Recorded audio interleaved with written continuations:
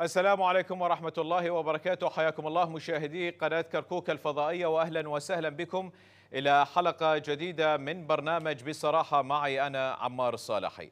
الإدارة الجديدة في محافظة كركوك المؤتلفة تنطلق نحو الخدمات وترفع راية الخدمة لخدمة المواطنين في محافظة كركوك بعد تشكيل الإدارة المحلية في محافظة كركوك، ما ينتظرها من صعوبات وتحديات في الأيام القادمة. كل هذه الأمور سوف نتطرقها في هذه الحلقة، وأيضا جميع المناصب وتوزيع المناصب الإدارية في محافظة كركوك مع ضيفي العزيزين الشيخ نصير الجبوري، الشخصية العربية المستقلة. حياك الله وأهلا وسهلا بك ضيفا عزيزا علينا في قناة كركوك الفضائية. حياك الله أستاذ عمار.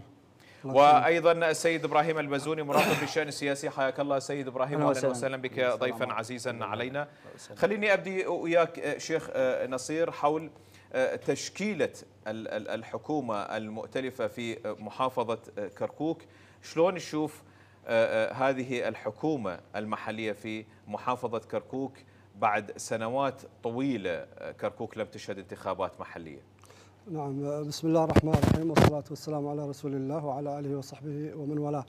أحييك أستاذ عمار وأحيي الضيف الكريم أستاذ إبراهيم البزوني، حياكم الله من هذا المنبر المبارك.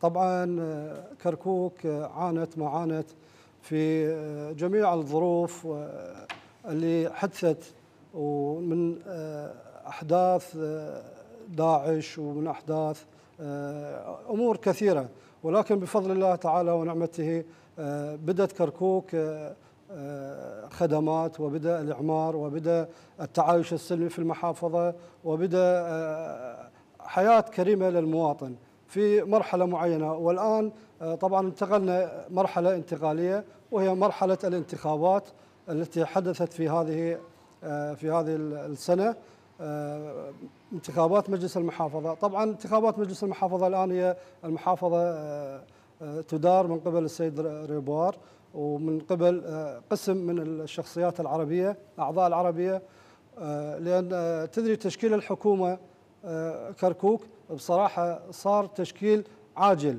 لأن صار إقصاء لبعض الشخصيات العربية والتركمان، وإقصاء لبعض الأخوة الأكراد من في تشكيل هذه الحكومة. نعم شيخ خليني أجي على هاي النقطة بالتحديد. يعني جنابك تقول أكو إقصاء لبعض المكونات أو بعض الشخصيات في المكون العربي أو القومية التركمانية.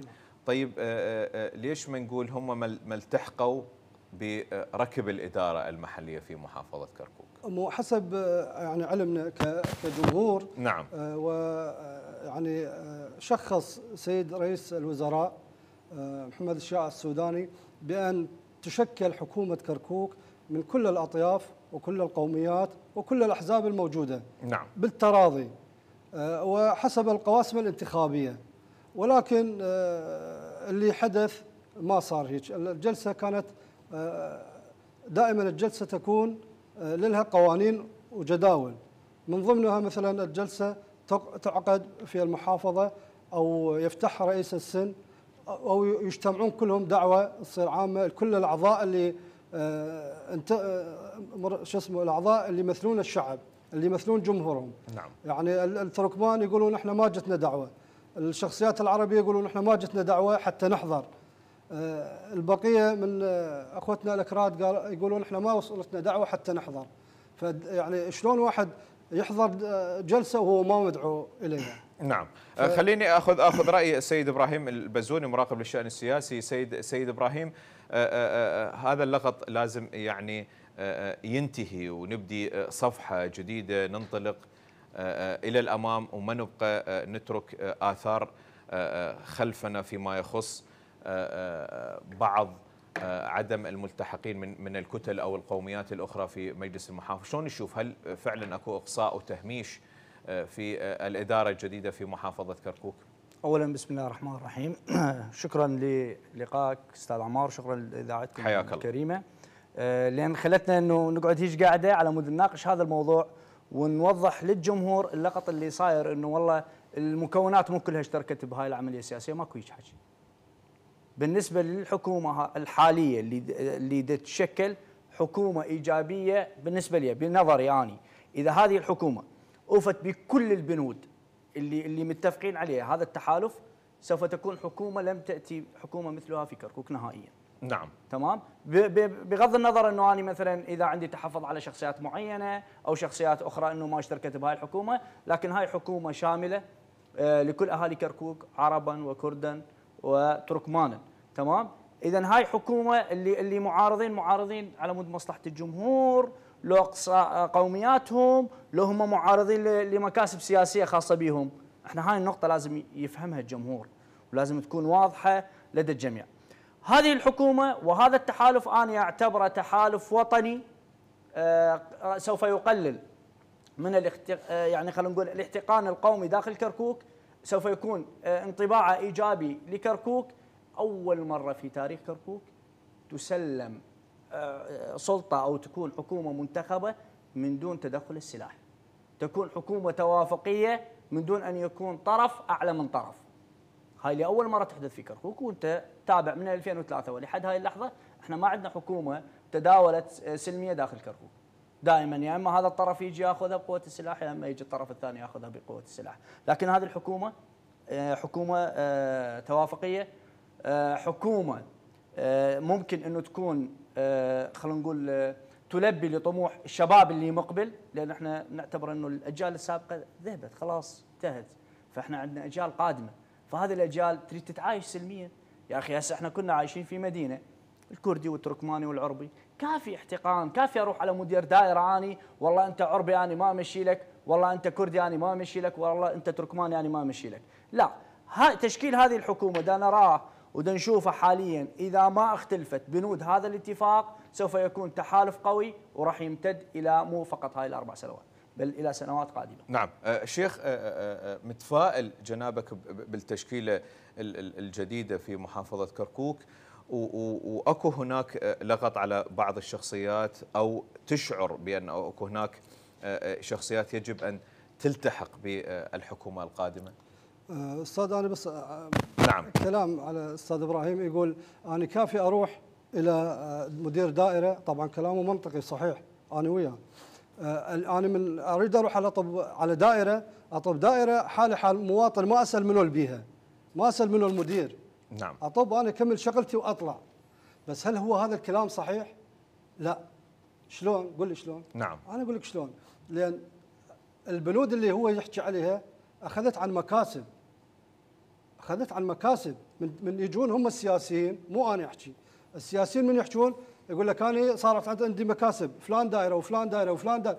انت جاي على مكاسب، انت ما جاي من تقول لجمهورك، انت ما جاي تقول لك انا بالعكس من اطب على دائره ما احب اسمع المدير منين، انا رايح دائره اكمل شغلي واطلع انا كمواطن. بس هسه هم اخذوا مكاسبهم، النائب الفلاني اخذ 6 7 دوائر، النائب الفلاني اخذ 5 6 دوائر. ما مختلفين، هي حكومه العراق. خل اخدمك، هي دائما خل اخدمك استاذ. نعم سوف نرجع. نعم ما فانت من تقول هيك، انا اصلا سفير السلام للتعايش السلمي. نعم. وعندي عده شهادات دوليه واقليميه وحتى عراقيه. ادعو للسلام، ادعو للوحده، ادعو للتكاتف. شغلنا احنا كعشائر بعيد عن السياسه، شغلنا كعشائر اني دائما الصلح، نحضر الصلح دائما، اذا كانت مشكله كبيره نحاول نقللها ونحلها. احنا طريقنا طريق حل، طريق سلمي، احنا من جايين ما جايين ناخذ شيء بالقوه ولا جايين نريد شيء بالقوه.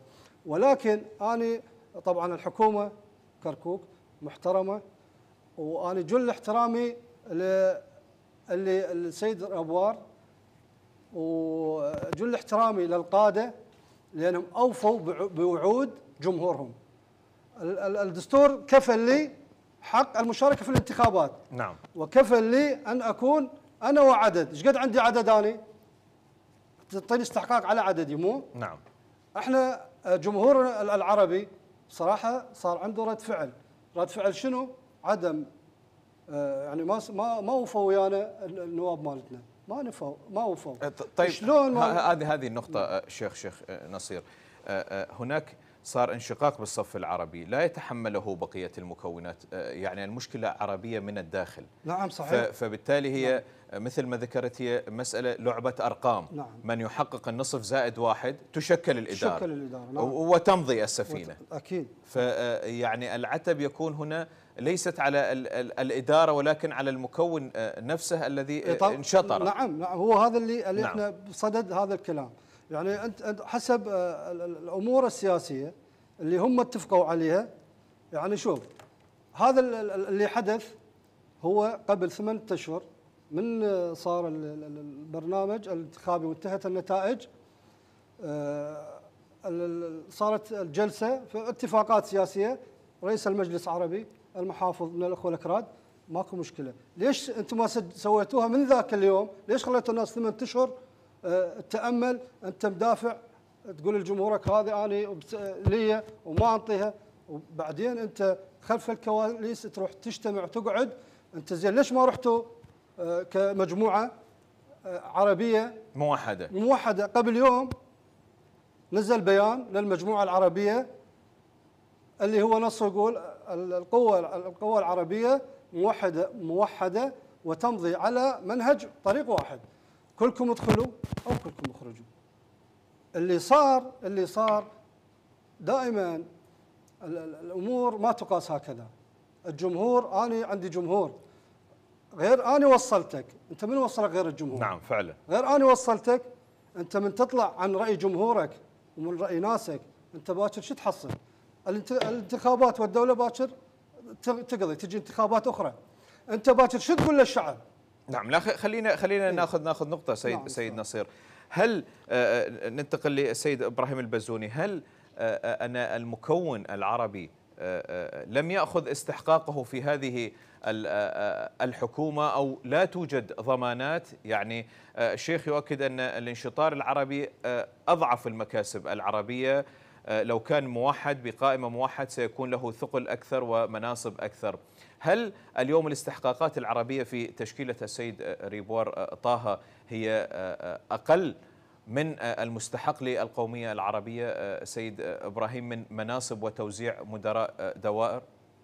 بالنسبه للكتله العربيه، خلينا نكون واضحين يعني جدا وصريحين. احنا نتكلم على قبل الانتخابات، هو انتم منقسمين، الكتله العربيه منقسمه. يعني نزلتوا ب3 قوائم، ليش ما نزلتوا ب2؟ هاي نقطه. تمام. بعد الانتخابات طلعتوا 6 والحمد لله انه قدرنا نطلع 6 وطلعنا بيهم وقلنا لهم يابا توحدوا وناس تلزم ناس. اكو اول جلسه عقدت بالمحافظه انا كنت حاضرها، هاي الجلسه ما انعقدت. ليش؟ وطلعت بتصريح على احد القنوات، اعتقد المسار او اي قناه اخرى ما اعرف، قلت المشكله عربيه. احنا عندنا اختلاف، ليش ناثر على كركوك؟ احنا مختلفين بيناتنا كعرب على مكاسب سياسيين مختلفين، ترى احنا مو جمهور مختلف. تمام؟ فانا ليش اثر على كركوك؟ هاي مدينه مختلف القوميات، مختلف الطوائف. زين انا ايضا مصالحي ايضا متوقفه بسبب انه عدم تشكيل حكومه. زين انا عندي شباب تنتظر تنطلق العقود. زين انا الى متى ابقى انتظر؟ ترى السياسي ما شايل لي هم، ما شايل هم للشارع وللجمهور، سياسي عايش بحاله. زين اني ابقى رايح جاي يوميه، والله فلان انا ما اتفقت وياه ما انطاني رئيس مجلس، لو فلان ما انطاني نائب محافظ. اني اجت حكومه نصف زائد واحد، هي النصف زائد واحد شكلت حكومه انتهت. زين سواء كانت مكاسب خاصه مكاسب عامه، هؤلاء يمثلون العرب. اذا التمثيل العربي يعني موجود داخل. موجود. هؤلاء يمثلون. انت عندك 3 نواب شكلوا حكومه كركوك، 3 نواب في البرلمان العراقي الحالي اللي هو الشيخ ميمن الحمداني، شيخ وصفي، ودكتور محمد تميم. هؤلاء 3 نواب هم من قاعدين بالاتفاقات. زين الطرف الاخر من؟ فقط المحافظ.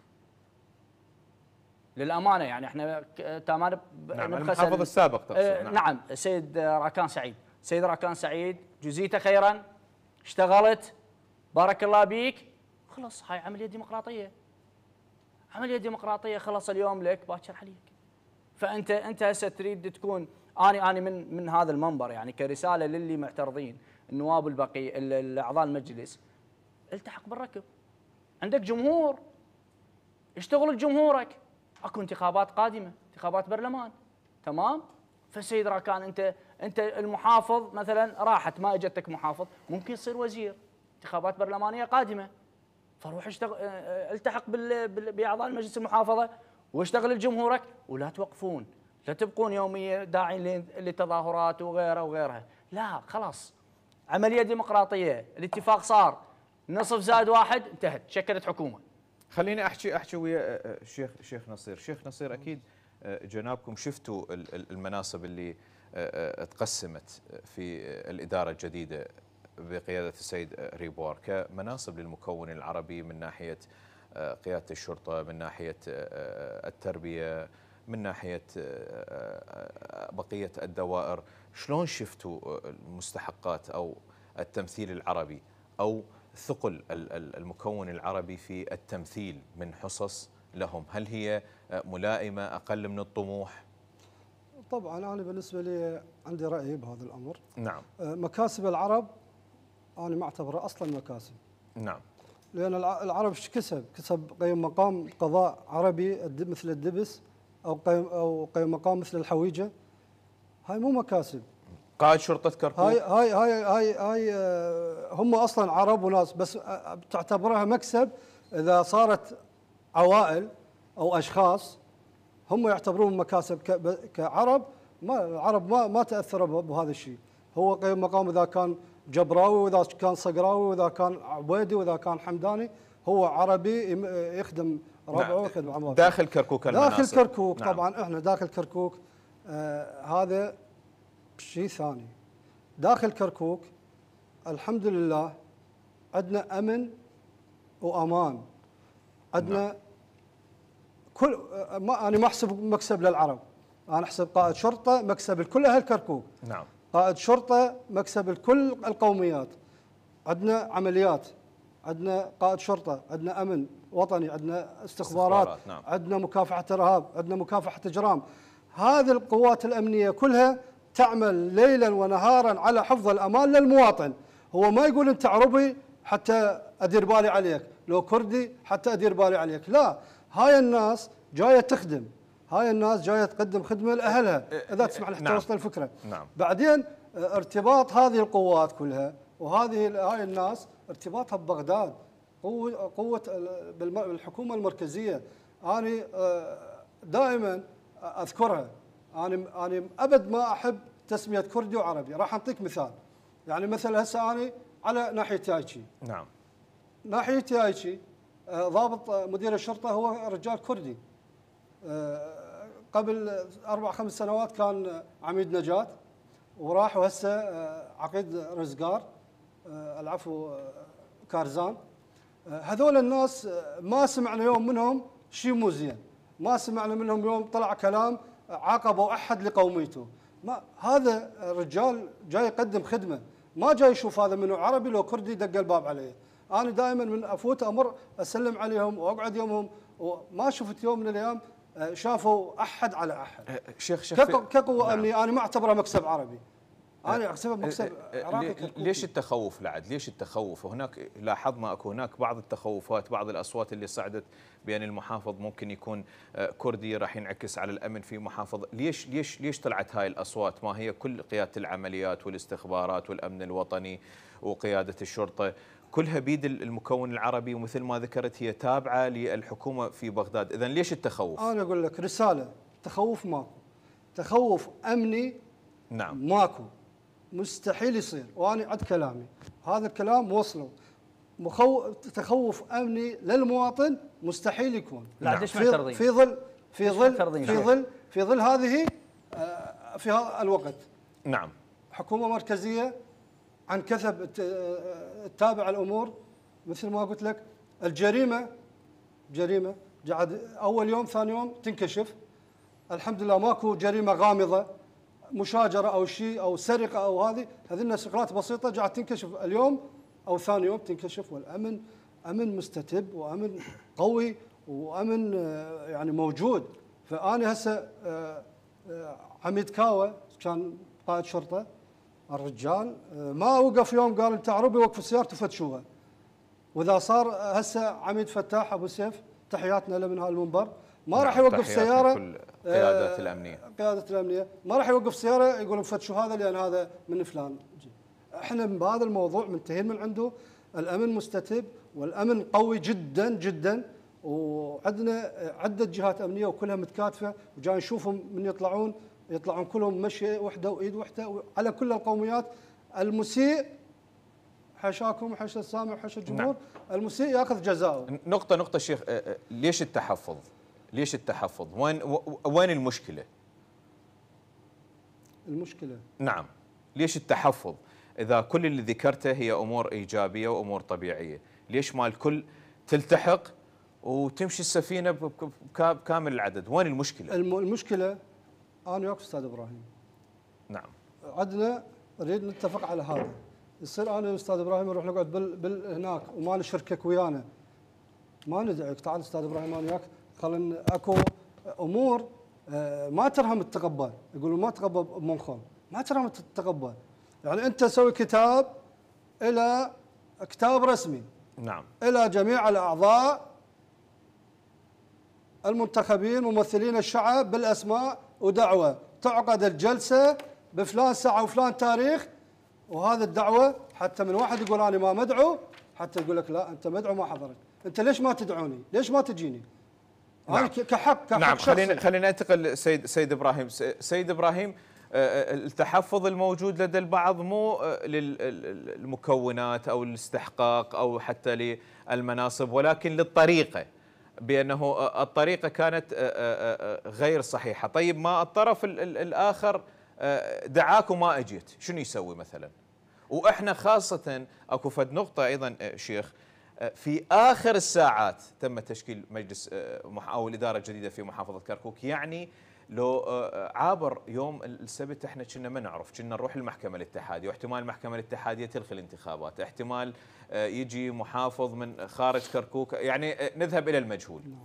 طيب إذا أنا أدعوك ومثلا أنت ما تجي، وإحنا عندنا أيام أخيرة وعندنا ساعات تمشي، شو المفروض أسوي أستاذ إبراهيم؟ احنا ما كان اكو حل إلا كان في تشكيل حكومة. نعم. نقطة راس سطر. بالنسبة يعني هسه بما انه ماكو تحفظ على الامن داخل كركوك، نعم، بما انه الكل في امن وامان، وان شاء الله يا رب يديم هذه الامن والامان على كل عراقنا وكركوكنا وكل شعبنا ان شاء الله. اذا التحفظ وين؟ التخوف منين؟ التخوف هو تخوف مكاسب شخصية، مكاسب سياسية. الشيخ هسه ذكر انه حكم عوائل، انه راح يتغير فلان مدير قيم مقام هي للعرب لكن راح تتحول من عائلة الى عائلة. هاي حقيقة. أنا أتحفظ وأنا ضد حكم العوائل، وأكثر من منشور منزل. أنا ما متحفظ على تشكيل هذه الحكومة، بالعكس إنه هاي الحكومة تشكيلها إيجابي، تشكيلها راح تذهب بعيدا عن القومية والتخندقات والتشنجات. راح نشتغل هنا في دوائر الدولة كنا كجسد واحد، كنا كعراقيين كركوكيين، بغض النظر عن القومية واللون والديانة وغيرها. لكن احنا نحكي، هو دا يحكي على مشكله عربيه. هذه المشكله ما تنعكس على كل المكونات ولا تنعكس على كل المحافظه، مشكله عربيه، هذا شأن داخلي بين العرب. تمام؟ بما انه حاليا اكو تمثيل عربي داخل مجلس المحافظه، واكو تحالف عربي وتحالف كردي وتحالف تركماني داخل مجلس المحافظه، فاذا هنا كل القوميات مشتركه في اداره كركوك. للعلم يعني أنا السيد ربوار شفت له أكثر من تصريح أنه بدأ يشتغل، بدأ يتحرك بخطوات ثابتة. هذه الخطوات إذا بقت مستمرة ممكن أنه راح تشوف في الأيام القادمة أو في السنوات القادمة هنالك قوائم تنزل بكردي وعربي وتركماني مشتركة. نعم. سيد إبراهيم، هذا على الصعيد السياسي. نعم. تتوقع راح تلتحق بقية المكونات سواء مثلا القوميه التركمانيه؟ من مكونات هذول نعم يمثلون مكونات، هذول يمثلون جهات سياسيه تخصهم. نعم. تلتحق شلون التركمان شلون ما مكون؟ التركمان مشاركين بالحكومه. ما مشاركين، وين مشاركين؟ يا اخي بس اسمح لي، هنالك مناصب للاخوه التركمان. احنا اذا حكومه ما يشاركون بها التركمان احنا كنا نعزل ونطلع. اي لازم طبعا. انا اعتبر التركمان ملح كركوك. نعم تمام طبعا. انا اذا ما يشاركون الاخوه التركمان، لا بالله انا ذيك الساعه انا اطلع واوقف في الشارع واقول لا والله لازم يشاركون الاخوه التركمان. يعني انت مكون كامل ما مشترك للامانه، يعني اكو هوايه دوائر يقودوها الاخوه التركمان، دوائر مهنيه لا بعد الحدود. هاي للامانه. انا عربي لكن انا متعايش وياهم ومشتغل وياهم مهنيين. فاحنا اذا حكومه ما يشاركون بها الاخوه التركمان احنا كلنا نعترض، انا اول من اعترض وانا اضم صوتي الى صوتهم. لكن اعتقد حسب ما اطلعت على المناصب اللي موجوده نعم في تشكيل هذه الحكومه خير من الله كل الاخوه التركمان، واكثر من قبل، اكثر من التشكيله اللي كانت في زمن السيد راكان سعيد. نعم، وسوف يلتحقون بالركب. انا اشوفها بالايام القادمه راح يلتحقون بالركب. نعم. اما بس اريد انوه نعم على تفضل. نقطه اخرى، انه صارت داخل العرب، انت عندك مشكله داخل العرب لا تخون، لان بالنسبه لهم اي ممثل عربي راح يدخل في تشكيل حكومه انا اعتبره يمثل جميع العرب، سواء انا راضي كجمهور او ما راضي على هذا الشخص، لكن هذا الشخص هو راح يمثل العرب. تمام؟ فعلى هذا الشخص ان يكون طبعا اولا هو راح يكون في السلطه المحليه داخل كركوك، لازم يشتغل للجميع بدون تفرقه، سواء كان كردي عربي تركماني والى اخره، بالاضافه الى انه يعامل العرب لا يعاملهم على انه على عشائريه وعوائليه. هذه رساله دا ابعثها للنواب اللي اتفقوا من العرب، اتفقوا مع الكرد في تحالف، نهنيكم على هذا التحالف، وان شاء الله هذا التحالف يستمر وكركوك تكون لحمه متلاحمه، تكون بصوت واحد. لكن اخوان العرب، اخوان الكرد، اخوان التركمان، ابعدوا المناصب عن حكم العوائل. هذه رساله خلي كل كركوك تشترك بها. شك واحد مهني يا اخي، هسه مو شرط الا من حزبك، شوفه مهني اكسبه وجيبه قول له هذا المنصب اشتغل وردك تشتغل بهاي الطريقه. نعم خلينا ننجح. نعم خليني نقطه مهمه شيخ فيما يخص اعضاء مجلس محافظه كركوك. اليوم هم ما يمثلون نفسهم، يمثلون شعب. طيب أنا اليوم تشكلت حكومة، قد تكون هاي الحكومة اللي تشكلت مو على مزاجي أو مو على ذوقي. طيب أكو جماهير انتخبتني تنتظر مني خدمة، ليش أنا ما أروح المجلس المحافظة وأحضر جلسات مجلس المحافظة وأشارك بالرقابة اللي تصير وبالمشاريع اللي تصير بمنطقتي بمدينتي بالقرية مالتي، لأنه أكو جمهور حملوني أمانة، لازم أنا أوصل لهم الخدمة، أشوف مشاكلهم، أشوف مطالبهم، حتى لو كانت الحكومة مو على مزاجي. اليوم هذا واجب. نعم. على صعيد احنا نرجع على صعيد هذا سؤالك طبعا جيد. نعم. تقول الناخب انتخب المرشح ويريد منه، انا احكي لك راي شارع مو بس رايي. نعم. مو رايي. يقول لك ماكو اكثر واحد قدم خدمه من حج راكان للجمهور العربي. نعم. سالتني كجمهور. نعم. من الاعضاء الجدد ماكو احد قدم خدمه مثل حج راكان.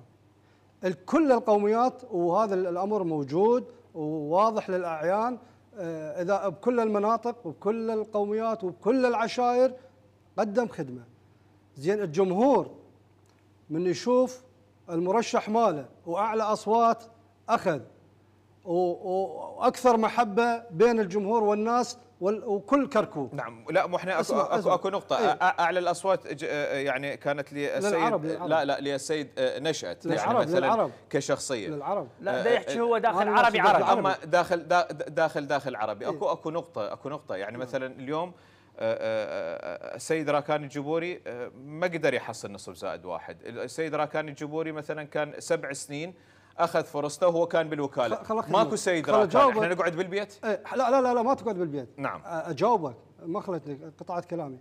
انت تقول لي يريد منا خدمات. نعم. اذا هذا الجمهور كله وشاف ان المرشح ماله ومحبوب الملايين ومحبوب الجمهور، نعم، هو ما اندعى، هو كبير السن للجلسه، ما اندعى للجلسه حتى يقعد، ايش راح يسوي الجمهور؟ ايش راح يقول؟ انا اقول لك واخذها رساله من عندي. الشارع العربي احباط 100% انتخابات، لا يستقبل بعد مرشح. نعم. ولا ينتخب بعد الا اللهم احنا قبل دعوه للانتخابات بس انا اقول لك من شافوا الصف العربي انشق وشافوا انه الموضوع مو موضوع مكاسب جمهور. انا اكثر الناس الشياب قاعد يلاقوني بالشارع يوقفوني يسلمون علي، يا شكو ماكو ولا ماكو شيء، والله ترى بعد ما ننتخب يابا، انا لا مرشح تنتخبني. تنتخب ما تنتخب بكيفك. اذا تسمحوا لي اجاوب على هاي النقطه يعني. هذا الامر باكر تجي انتخابات وتبين. نعم اكو نقطه شيخ. ما اليوم السيد راكان الجبوري ايضا هو عضو مجلس محافظه كركوك، ويقدر يخدم اهاليه وناسه من موقع الجديد. خدمهم كموقع قديم، اليوم اكو موقع جديد، ولكل مرحله لها رجالاتها. نعم صحيح. يعني كل مرحله لها رجالاتها. انا بالنسبه لي مو ما احكي بمكان حج راكان او اي واحد. كقانون هم رفعوا دعوه المحكمه الاتحاديه، طبعا هم ينتظرون هذا المحكمه وقرار المحكمه، ولعل بعد قرار المحكمه يلتحقون بالحكومه ويشتغلون مثل ما تقول ويخدمون ربعهم. ولكن احنا كعرب نقول صار بين العلاقات العربيه عربيه، بس انت عندنا القوميه التركمانيه قوميه رئيسيه بالمحافظه. زين ليش ما حضروا؟ هم يعني ما حضروا، هم نفس الشيء قالوا احنا لا حد دعانا ولا حد قال لنا اكو جلسه ولا من لسانهم لاذاننا قالوا ما اندعينا. زين اذا مثل قوميه رسميه هيك يقول لك انا ما اندعيت نعم. وطبعا واكيد شيخ يعني حق الرد مكفول لجميع القوميات والمكونات، واحنا في حلقات سابقه استضافينا يعني من المكون التركماني السيد قحطان ونداوي مسؤول الجبهه التركمانيه في فرع كركوك، وايضا للمكون التركماني الحق والرد مكفول، وجميع الاراء محترمه ايضا الرد ولرؤيه الموقف التركماني فيما يخص الاداره الجديده واللحاق بها، وحتى نسب المناصب والاستحقاق للمكون التركماني في محافظه كركوك. خلينا انتقل وياك سيد ابراهيم، متفائل بالقادم، متفائل الجميع راح يكونون ايد وحده مع السيد ريبوار طه، خاصه اليوم اكو مرحله جديده، اكو تطلعات جديده. شفنا يمكن بعد غياب مجلس محافظة لمدة 7 سنوات، اليوم اكو مجلس محافظة، اكو رقيب لأداء المحافظ، تقويم له. هل اليوم من نشوف اكو توافق او تنسيق او عمل مشترك ما بين رئاسة مجلس المحافظة مع المحافظ، وتناغم ينعكس ايجابا على الشارع في محافظة كركوك من ناحية الخدمات؟ تمام سيد استاذ عمار حبيبي. اولا بس اريد ارجع اناقش الموضوع انه الشخص اللي ياخذ اعلى الاصوات، الوقت يروح عندنا باختصار نعم حتى بس الشخص اللي ياخذ اكثر الاصوات مو بمعنى انه هو الشخص لازم يرجع انه ياخذ نفس المنصب مالته. نعم هاي عمليه ديمقراطيه. يعني ممكن انه اكو 3-4 مجاميع اذا اجتمعت راح تطلع نصف زائد واحد خلص. هذه لازم يفهمها الجمهور، انه كل الحب والاحترام سيد راكان، مشكوره جهودك، لكن الجمهور لازم يفهم شغله، ورسالتي للجمهور العربي مو كل شخص انه طلع اعلى الاصوات لازم هو يكون المحافظ او المنصب اللي كان يشغله سابقا. هذه عمليه ديمقراطيه، هاي سياسه، هاي تحالفات، فالتحالف الاكبر هو اللي يشكل الحكومه، سواء كان مع سيد راكان او مع غيره. تمام؟ اما احنا بما انه ما عندنا تخوفات، ما عندنا تحفظ من الناحيه الامنيه، خلونا نسير مع هاي الحكومه، خلونا نشوف لوين راح تصل.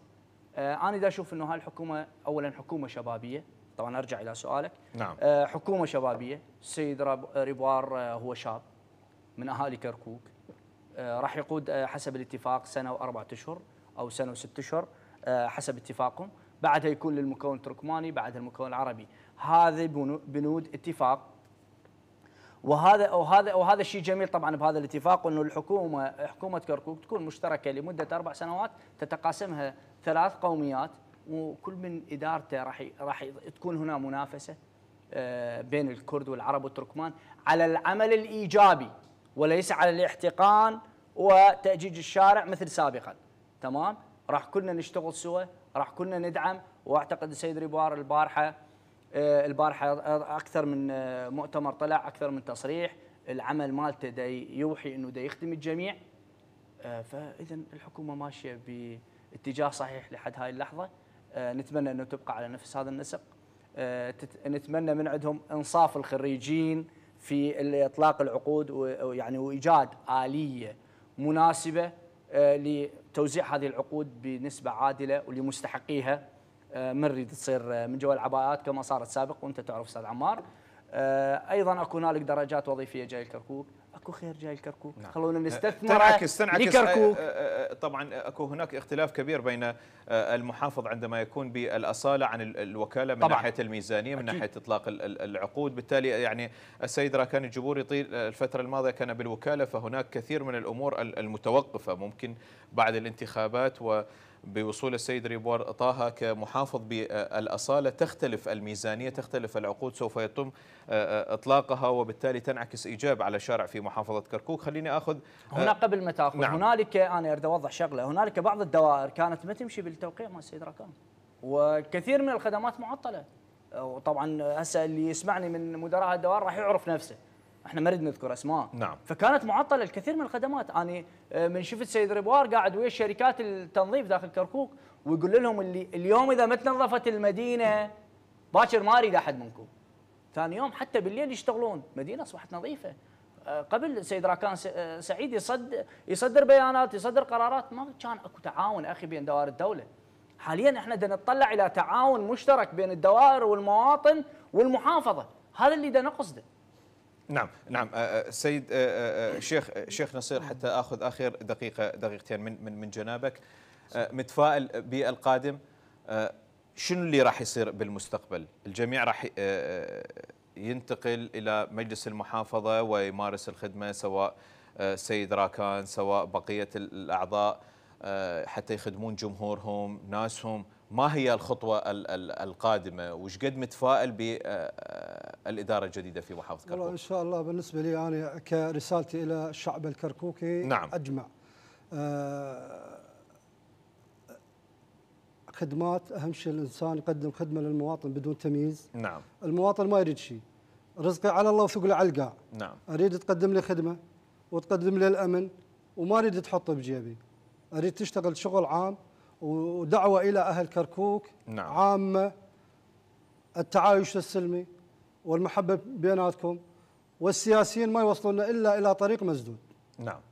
احنا كشعب ما بيناتنا اي شيء. متفائل بالقادم شيخ؟ ان شاء الله متفائل، يعني ان شاء الله الامور طيبه، لان إن شاء يجب على ان يكون خدمه لعامه الناس، والانسان من يصير عنده خدمه وحقه ما يضيع ما يريد كل شيء. نعم، وهذا اكيد اللي نتمناه. شيخ نصير الجبوري، ابو معاذ، شخصيه عربيه مستقله، اشكرك جزيل الشكر لانضمامك لبرنامج بصراحه ولقناه كركوك الفضائيه، حياك الله. ايضا السيد ابراهيم البزوني، مراقب للشان السياسي، اشكرك جزيل الشكر لانضمامك الينا في هذه الحلقه. ايضا مشاهدينا الكرام، حق الرد مكفول لجميع القوميات والمكونات دائما في فضائيه كركوك وفي برنامج بصراحه للرد على كل ما ذكر، ودائما مرحب بكل القوميات وكل الشخصيات في محافظة كركوك وخارج محافظة كركوك للرد ولجميع القوميات من التمثيل عبر هذا المنبر. كلنا تفاؤل في الإدارة الجديدة في محافظة كركوك أن تلبي طموحات الشارع في محافظة كركوك، خاصة بعد فترة كبيرة 18 سنة ماكو انتخابات في محافظة كركوك، أجريت الانتخابات، بالتالي إدارة جديدة، إدارة بالأصالة وليست بالوكالة، إدارة شبابية، فبالتالي هناك مسؤولية كبيرة، وإن شاء الله يكونون قد هذه المسؤولية، والشارع ينتظر الكثير، ونتمنى الموفقية للإدارة الجديدة في محافظة كركوك. نشكركم جزيل الشكر مشاهدينا الكرام لحسن المتابعة. تحياتي وتحيات فريق العمل، نلتقيكم في الحلقات القادمة. السلام عليكم ورحمة الله وبركاته، إلى اللقاء.